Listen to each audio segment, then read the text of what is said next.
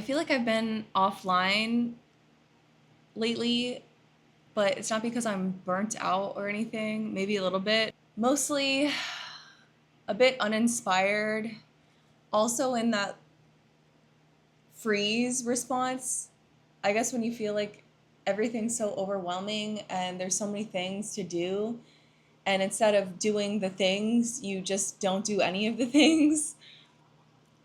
That's kind of how I am. Plus, there's been a lot of shit going on with me that hopefully I can speak about soon, but I'm sure, are not surprised that the Zionists, they're not stopping. So I've felt uninspired lately, but I was incredibly inspired on, incredibly heartbroken, but also incredibly inspired by the security guard from the San Diego Islamic Center, Amin Abdullah, the horrific terrorist attack. And to see what happened that day, these two teenagers basically pulled up with, it looked like, assault rifles and intended to carry out a mass shooting at a school.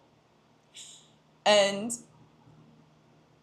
it was for the bravery of this security guard and two other men that were members of the mosque, Amin Abdullah, Nadir Awad, and Marsoor Kaziha. It was because of their bravery and their heart and just the incredible people that they were, that they laid down their lives to protect children. So what happened was these two teenagers, Kane Clark and Caleb Vasquez, they pulled up to the mosque armed with one of the mother's guns. Apparently the mother had reported to the police 2 hours earlier that her son was missing, and with her weapons, like multiple of her weapons. So your child had access to all of your weapons, apparently. And she said that he was Seidel, but in cameo, like dressed in cameo. Doesn't really sound like someone who is suitable. Also, I don't know, it's just apparently these families had no idea, the parents had no idea what their children were up to and had full access to their artillery, essentially. Apparently, they raided, at least I think, one of the homes, and they recovered at least 30 weapons at the residence, including a crossbow. So that's one thing. Who knows if when this mom reported that her son was missing, that the police actually took it seriously and were trying to find him. I would imagine that they didn't. I think that they probably could have found these two teenagers with that specific vehicle in those 2 hours if they had wanted to, but they didn't. The next thing the city knows is at 11:43 there was an active shooter at the mosque, and the security guard Amin Abdullah saved, like, it wasn't just the mosque, there was a school there with children as young as 5 years old, and Amin Abdullah, like, saved all of their lives and radioed to the school to go in lockdown. It was because of him and the other two men that all of those children were saved. If he hadn't done that, then we probably would have had another Uvalde situation on our hands. Uvalde was the mass shooting in Texas, the biggest mass shooting in Texas, one of the biggest mass shootings at a school in this country. It's where another teenager walked into a school and shot up the school, killed, I believe it was 19 children and two teachers. The local, state, and federal police all stood by. We all saw the videos of them in the hallways listening to the children get massacred, and none of those law enforcement officers did anything to stop the shooter. It was 77 minutes before actually anyone stopped this terrorist from killing children. So what's the difference between what happened in Uvalde versus what happened on Monday in San Diego? Law enforcement officers, well, actually, they're not legally mandated to protect you in any way, shape, or form. That's number one. But for them, it's just a job for the most part. Amin Abdullah was a Muslim convert and he took his job really seriously. He knew that he was protecting children. He was inspired to become a mosque guard after witnessing the 2019 terrorist attack in New Zealand, where a shooter killed 51 Muslims. Mosques and Muslims and Arabs are such a target, not just in this country, but literally because of the United States, all over the world. So this is Amin Abdullah in his own words. Do something beneficial for the next person. Let this be your legacy. When you pass away, perhaps this video may reach someone and they repent, come back to their creator, and then they become a better person. That will benefit you even when you're in your grave. We ask Allah subhanahu wa ta'ala, the Lord of the heavens and the earth and all that lies in between, to accept this. So Amin Abdullah, Nadir Awad, and Mansour Kaziha represent the very best of our nation and our people. And they were not living their lives for themselves. They were living their lives for a greater purpose. And they knew that, like all people of faith, real people of faith, that our time on this planet is not guaranteed. It is short. And the way that we act in this life determines what happens in the next. I was watching a bit of the press conference and Amin Abdullah's children speak about him, and I don't know if you can tell, but I was crying a bit before this. I just wanted to share. Among the believers are men true to what they promised Allah. Among them is he who has fulfilled his vow to the death, and among them is he who awaits. Chapter 33, verse 23. My name is Hawa Abdullah. Brian Matthew Climax, known as Amin Abdullah, was my father, my dad. He was a loving father, husband, son, brother, and uncle. To me, my dad was a role model. He was a best friend. He was the best, absolute best dad in the world. He was my protector. So there's a campaign that was put up on Monday to support the families of these three heroes. And they've raised over $3 million for their families at this point. This story, I think, is speaking to a lot of people. It's speaking to a lot of people, just the political climate in this country and just how horrific it actually is, especially against the Muslim community and Arab people.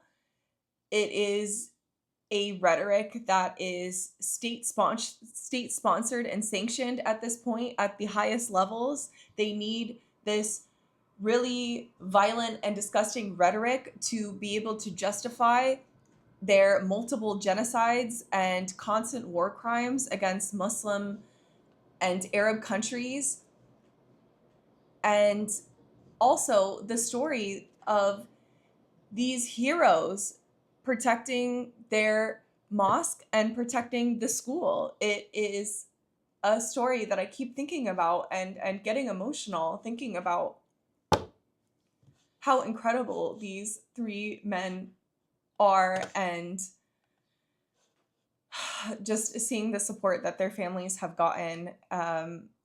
Their families are hurting, of course, and this was completely avoidable. However, their heroism and bravery and faith and dedication to their community members is something that they will always be remembered for, and something that will bring their families pride for the rest of their lives. Amin Abdullah was a father of 8, and it looks like the children are just incredible, which is not surprising because he was an incredible man. We've gotten to the point where politicians at the highest level say the most depraved shit about Muslims, and nothing happens to them. It's at this point, it seems like they're just seeing who can outdo each other. Things like this. Your daughters will be raped and your sons beheaded unless we stop Islam once and for all. We're done turning the other cheek. Remember, David didn't pray for Goliath. He killed them.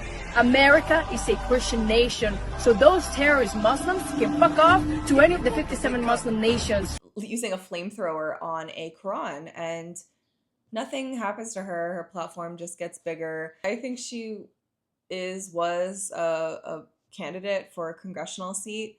It's hilarious to me that she's saying that she's a Christian and that this is a Christian nation. This country, for quite some time now, it's quite obvious that it's occupied by Zionism. This is a congressman in Florida, Randy Fine. He's tweeting things against Muslims multiple times a day. It's like a very unhealthy fixation. Hey, Muslim terrorists, cry harder, starve away. Actually, in Florida, Dan Bilzerian is running against Randy Fine. So if you're in Florida, you should probably support him over this scumbag if that's your district. So this was a tweet on the 15th from Laura Loomer. This was 3 days before the terrorist attack on Monday. She said, "I voted for killing as many Muslim terrorists as possible."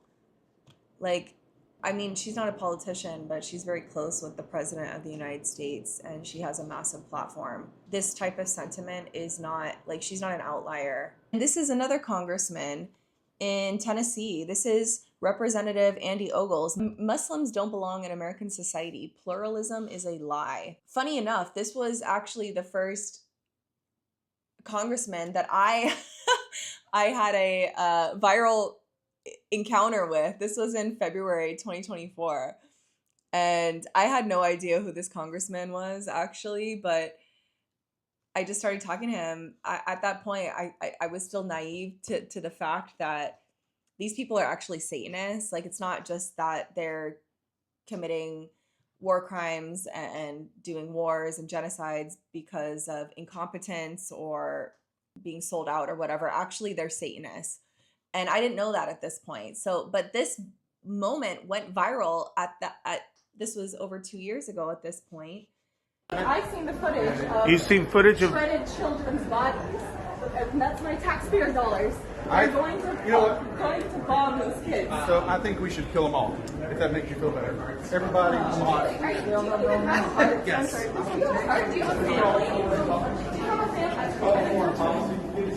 Hamas and the Palestinians have been attacking Israel for 20 years, and it's time to pay the price. Israel's been attacking Palestine. There's a genocide happening right now. Do you think I heard about that? That went viral 2 years ago. That went viral. That people were shocked that he said that we should kill them all about, like, Palestinian children. At this point in time, more than 2 years later, that's what they all say at this point, essentially. Like, that would not go viral today. Let's be honest. Obviously, there's a lot of hate in this country against every group that is an other.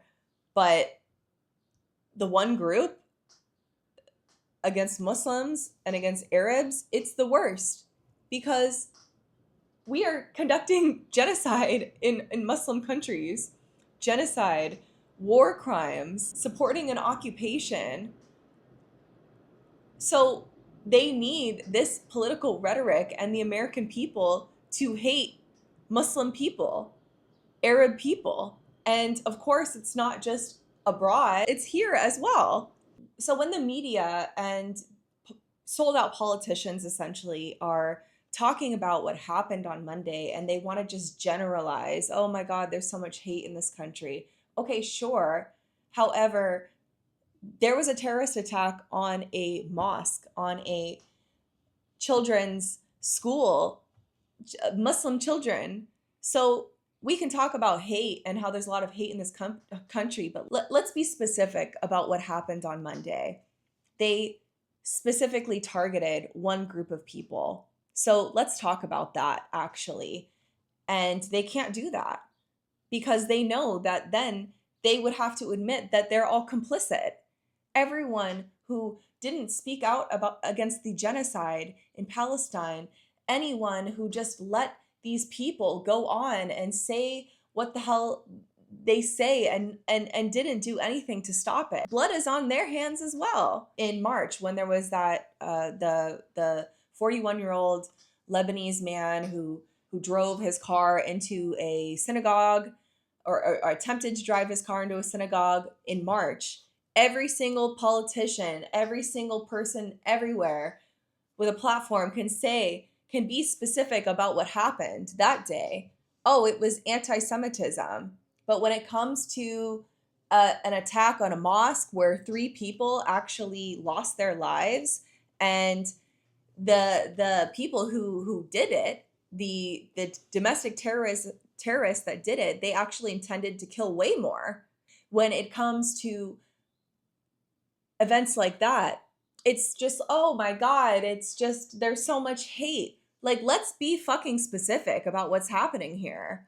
There's been some weird things happening after this terrorist attack. Even that synagogue, like, is back in the news. Basically, they're asking now for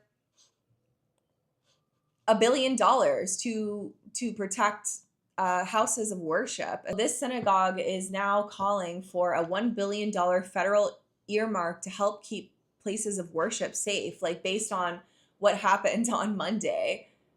Like, actually, in the press conference in San Diego, one of the speakers, he made the point of, everyone's talking about like increased security and what are we going to do to keep our communities safe, and we need more protection and this and that. It's like, let's talk about the root cause of the problem. Increasing security is actually not doing anything to solve the problem. As a bit of an aside, at least in New York City, but I think it's happening across the country, synagogues are used to host the illegal Palestinian land sales, like stolen Palestinian land sales. And they passed legislation recently. This was approved by the city council, and apparently this is going to the federal level at some point in this year, of making it illegal essentially to protest outside of houses of worship. The reason why they're doing this is because there have been a lot of protests outside synagogues, at least in New York City, because of what they're doing inside. There was also a big protest that was last year in April of when Itamar Ben-Gvir was inside the Chabad Lubavitch headquarters. And that to them would be a protest as well. But it's like, it's because you're hosting a internationally wanted terrorist and war criminal. So it matters what you're doing inside your houses of worship, actually. Houses of worship are to worship your God, right? Not to host internationally wanted war criminals and sell off stolen land. So it matters what you're doing inside, actually. When I first saw this picture of Kane Clark, actually, I was like, oh my God, like, did he go to my high school? Because this picture of him at the wrestling tournament, that's actually where I went to high school. So I was very disgusted and disturbed to think that perhaps this person went to where I went to high school, but actually he didn't go to a brick and mortar high school. I don't know about the other one, but Kane Clark, he was exclusively online. Like, he was only doing online learning. And I think that's part of the story, actually. This is apparently from his TikTok, and I'm just so disturbed.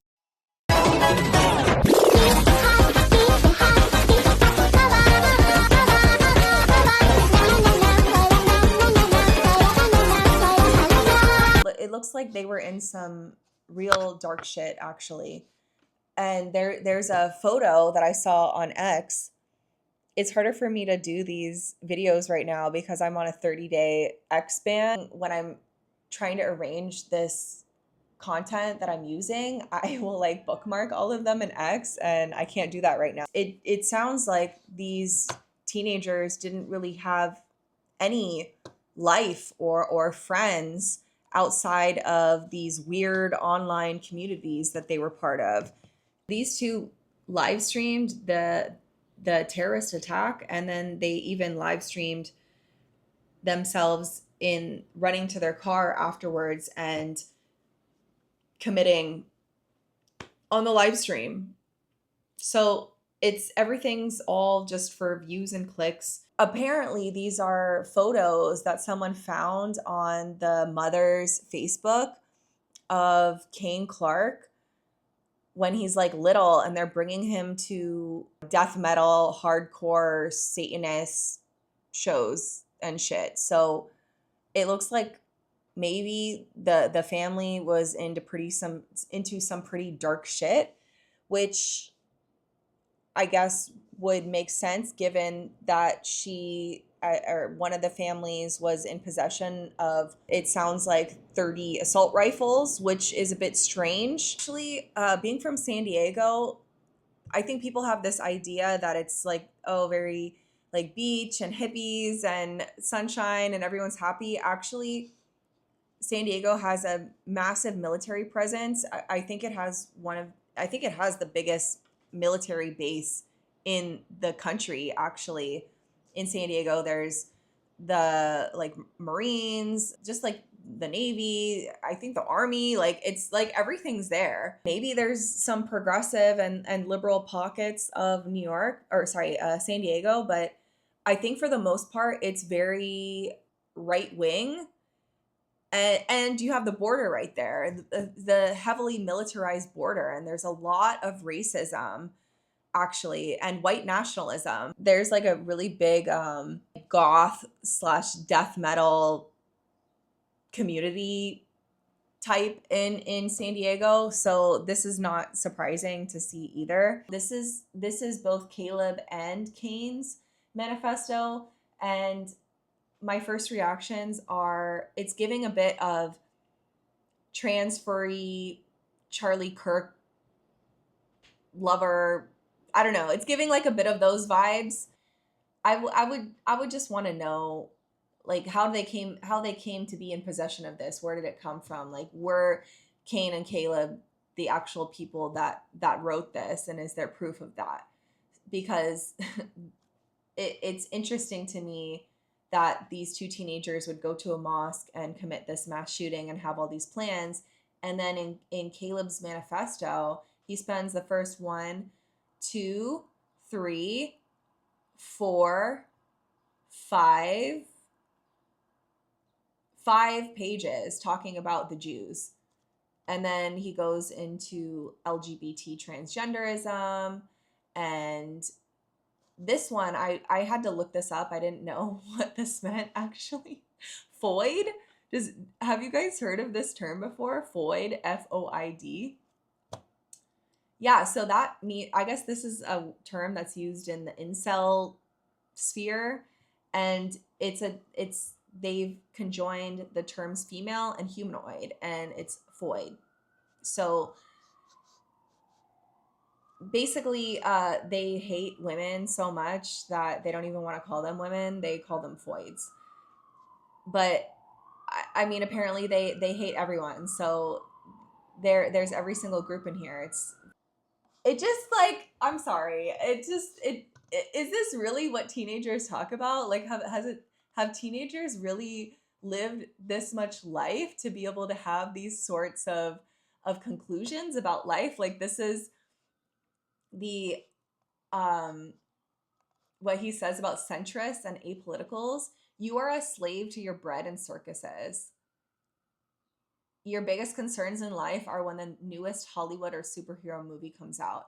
Like, this to me sounds more like a millennial who's, been burned, multiple times and with student loan debt and can't buy a house, and now it has job insecurity and another failed relationship. Like, it doesn't really seem like this is a teenager who is still living with their parents and has never paid rent or a mortgage before. It seems like strange. I don't know. Floyds don't deserve a man that's 6 feet tall. No, they deserve to be 6 feet under. So go ahead and help them with that. Okay, I think it's more possible that a teenager could be speaking like this, given the breadth of what's on the internet in terms of violent and misogynistic pornography. Actually, in every mass shooting in the US, when they're checking their hard drives, vast majority, if not all of them, were found to be consuming massive amounts of pornography, violent pornography, and child pornography. So this to me is more believable that a 17-year-old would be writing this way about women. So this is an excerpt from Kane Clark's portion of the manifesto. He said, this is regarding Muslims. They must be isolated and exterminated. If we are to move forward as a society, race, and species, we have to get rid of this pest. They masquerade as human, while all they do is take up space and resources while contributing nothing to our society. The Muslims are violent and like to prey on women and children.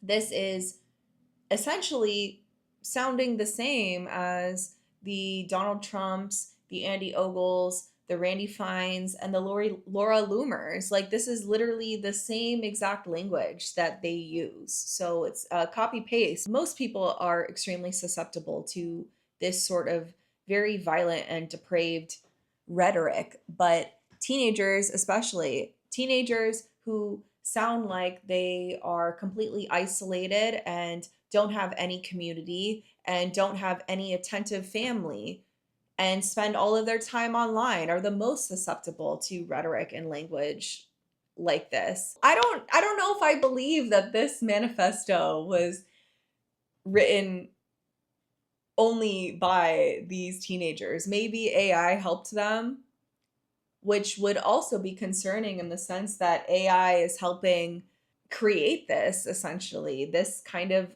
AI psychosis and delusion and manic obsessive about carrying out something like this. Quoting Julius Caesar, race war, and the industrial complex. There's no goal in slaving away every day of your life. There's no effort, nothing to attain. There is no point. Is this really the natural order? They're quoting the Bible, talking about globalism, quoting Timothy McVeigh. Were you even alive when Timothy McVeigh happened? Okay, so this is the section I was looking for, actually. Every man needs some sort of relationship to feel happy, even when the rest of their life is good and has no problems. If a man is deprived of the physical and mental touch of a woman's love, then they will feel unhappy.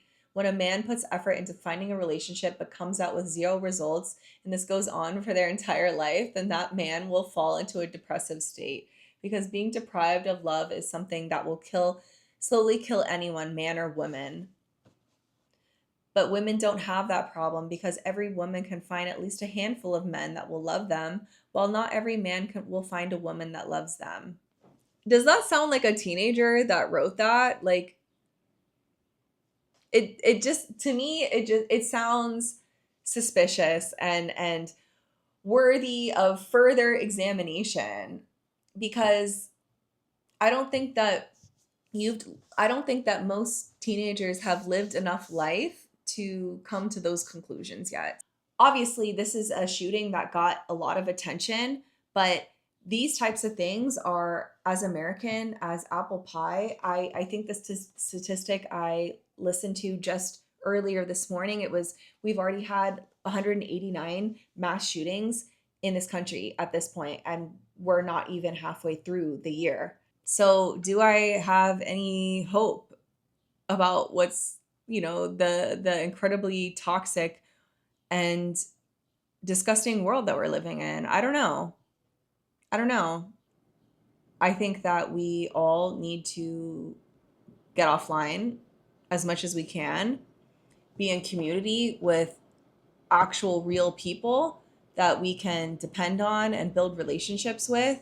We need to be outside in nature, and we also need to all find God. And that's the story of what happened on Monday, that those three heroes were living their life for God and prioritizing God and what he would want us to do in that moment, to protect the vulnerable, stand up for what's right, and